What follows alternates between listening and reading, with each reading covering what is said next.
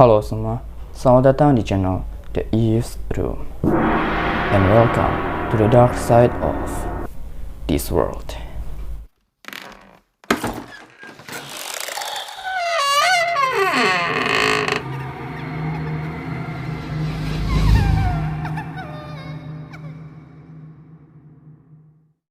Yo guys, gue Farhan. Kali ini gue akan membahas mengenai tragedi The Mummy Ship, yaitu tragedi mengenaskan yang terjadi di atas kapal yang terjebak di tengah lautan.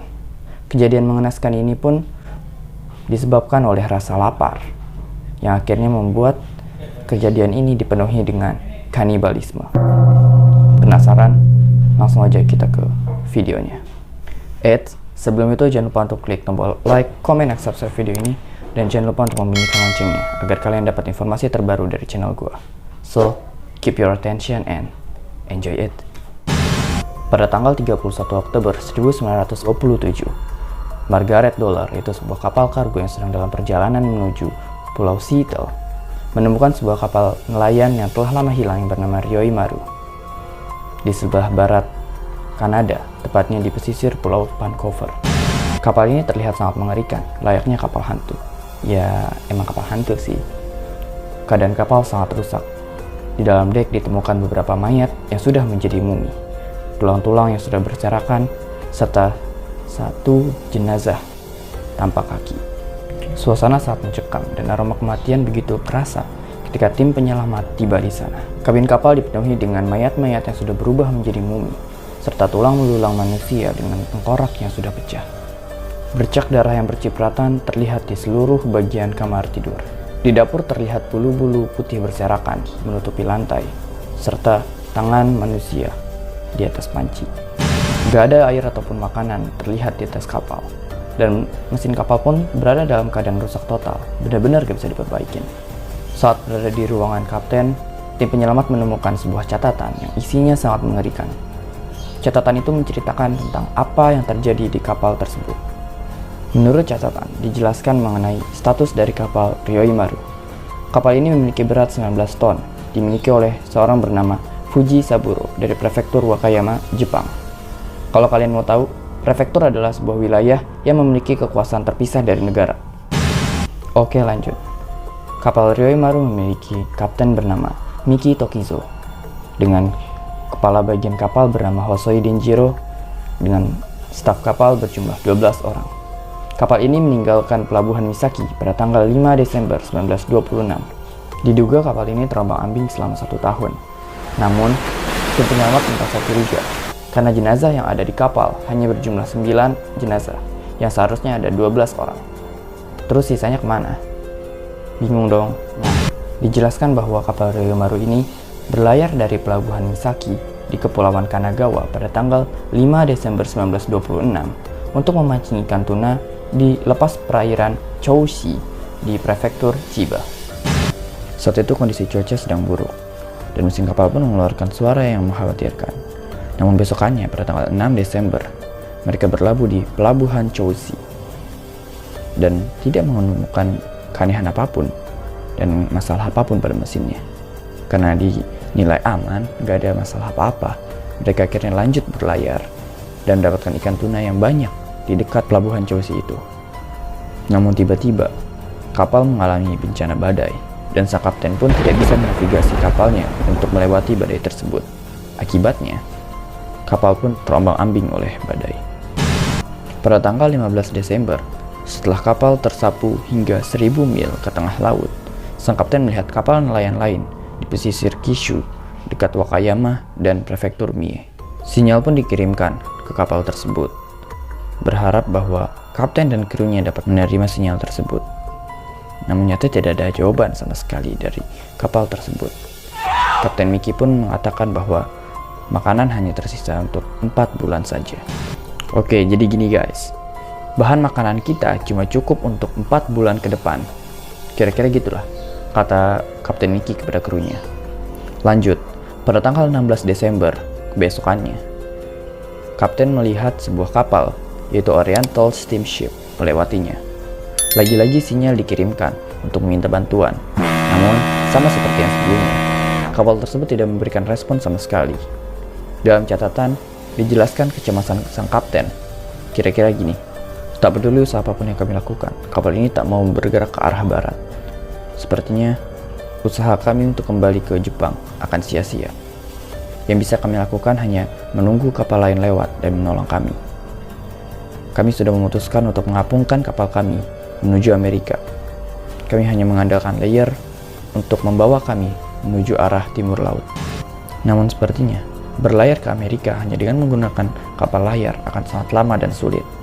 Berikut adalah catatan lengkap sang kapten yang ditemukan oleh tim penyelamat. 27 Desember, kru menangkap 10 karung ikan tuna. 27 Januari, melihat kapal asing. Tak ada jawaban. Hujan. Menggunakan ember untuk menampung air hujan. Hanya akan digunakan untuk minum. 17 Februari, persediaan makan semakin menurun. 6 Maret, tak menangkap ikan. Tak ada makanan yang tersisa. Kematian dan kelaparan sepertinya sangat dekat dengan kami. 7 Maret, Hosoi Denjiro, sang kepala bagian kapal, meninggal. Aku hanya ingin menginjakkan kakiku ke tanah Jepang lagi. Ia mengarang seperti itu sebelum ia meninggal. Kami pun mengadakan penguburan di laut. Kini Matsumoto Genosuke yang akan menulis. Kami melakukan upacara penguburan di laut kembali. Kini wajah kami pucat dan suram. Jenggot kami panjang dan tidak terurus. Kami layaknya zombie yang berjalan tanpa arah di atas kapal. Sungguh pemandangan yang menyedihkan. 27 Maret, Tereda Hatsuzo dan Yokota Ryunosuke mulai membicarakan hal-hal yang tidak masuk akal. Yo, itu Gunung Fuji. Kita sudah tiba di Amerika. Aku bisa melihat pelangi. Benar-benar omongan yang gila. Mereka bahkan mengunyah sisi-sisi kapal. Dan mereka pun akhirnya mati dalam keadaan mengerikan. Di sini si Terada sama si Yokota udah mulai gila ya guys. Ya gimana enggak, di saat lu terjebak dan terapung di tengah lautan, lu nggak makan karena nggak ada makanan sama sekali, lu kelaparan, terus teman-teman lu udah banyak yang mati, lu udah minta tolong ke kapal-kapal lain yang lewat, tapi nggak ada yang memberikan respon. Stres sih, udah gila pasti. Oke lanjut.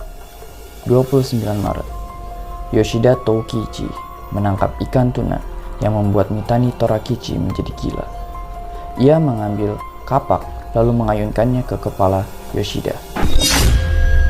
Bahkan ketika kita melihat hal semengerikan itu, kami tak memiliki tenaga untuk menghentikannya. Mitani pun akhirnya bunuh diri. 4 April, Kapten Miki menangkap seekor burung camar di depan dek. Melihat itu, kami langsung menerjang Kapten Miki, mencabut bulu burung camar tersebut, lalu memakannya hidup-hidup. Darah menetes, dan daging-daging itu pun kami cabik-cabik.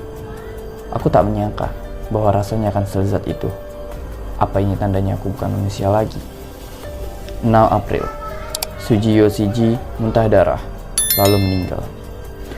14 April, Sawayama Kanjuro mulai menjadi kasar dan gila, dan mulai memotong mayat-mayat teman-teman kami. Apakah ini neraka? Kuharap mayat teman-teman kami ini bisa menyelamatkan kami.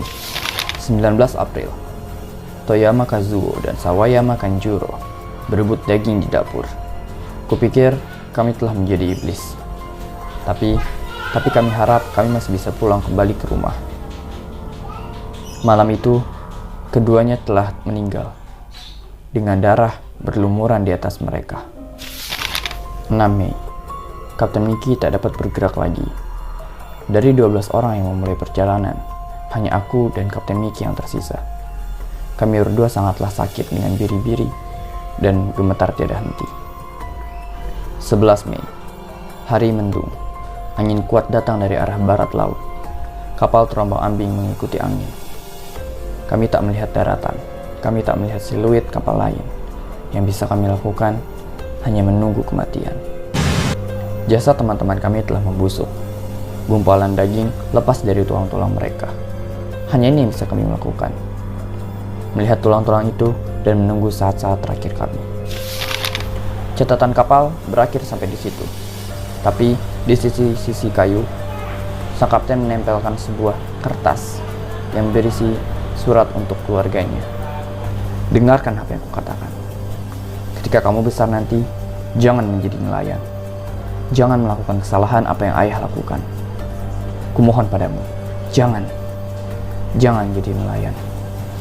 Maafkan aku tak bisa pulang bersamamu. Gila sih, pastilah lu bakal ngelarang keluarga lu dan orang yang lu sayang buat jadi nelayan. Karena gimana ya, kalau gue ada di situ dan gue ngalamin itu, terus gue selamat, gue juga gak bakal mau nyentuh laut lagi. Serius. Namun ternyata keanehan pada kejadian ini gak cuma sampai situ aja guys. Ketika tim penyelidik lagi menyelidiki catatan tersebut, tim penyelidik menemukan berbagai keanehan. Pertama, dalam catatan mereka menemui puluhan kapal lain, namun gak ada satupun yang menanggapi mereka. Kedua, sepanjang mereka melintasi Samudra Pasifik, mereka cuma melihat satu burung camar. Keanehan lain datang dari Richard Healy, yaitu seorang kapten dari kapal kargo yang bernama West Ison yang mencatat 23 Desember 1926, awak kapal kami menemukan kapal kayu yang terombang-ambing sekitar 1000 km dari Seattle. Kami pun mengirimkan sinyal bantuan, sinyal darurat, namun tak ada jawaban. Kami pun memutuskan untuk mendekatinya. Dan di lambung kapal, kami melihat tulisan Ryoi Maru. Ada sekitar 10 orang berdiri di dalam kapal. Di belakang jendela kabin menatapi kami. Namun tak ada satupun yang merespon teriakan dari kami. Mereka hanya menatapi kami dengan tatapan kosong, lalu berbalik ke dalam. Di dalam catatan Ryoi Maru, nggak ada sama sekali disebutkan tanggal 23 Desember ada kapal yang mendekati mereka. Juga menurut pengakuan Richard Healy, kru Ryoi Maru cuma menatap mereka dengan tatapan kosong. Padahal menurut catatan yang tadi dibaca, kru Ryoi Maru benar-benar mengharapkan bantuan dari kapal lain. Apa yang sebenarnya terjadi dengan mereka guys? Ya, itu dia video dari gua mengenai kejadian mengerikan The Mummy Ship, mengenai kejadiannya si Ryoi Maru. Bagaimana menurut kalian? Apakah cukup mengerikan? Menurut gue cukup mengerikan ya guys. Ketika lu terombang-ambing di lautan, gak ada makanan sama sekali, rasa lapar yang membuat lu menjadi hantu dan zombie. Gimana menurut kalian? Apakah ada yang mengerikan? Bagian mana yang mengerikan? Tulis di kolom komentar. Atau jika kalian punya cerita kejadian mengerikan lainnya, kalian bisa tulis di komentar atau dikirim ke email kita yaitu davesroom@gmail.com. Oke, itu tadi video gue mengenai The Mummy Ship Ryoi Maru. Semoga kalian terhibur. Jangan lupa untuk klik tombol like, comment, dan subscribe video ini. Dan jangan lupa untuk membunyikan loncengnya agar kalian dapat video terbaru dari channel kami. Terakhir, gue Farhan pamit undur diri. See you on the next video.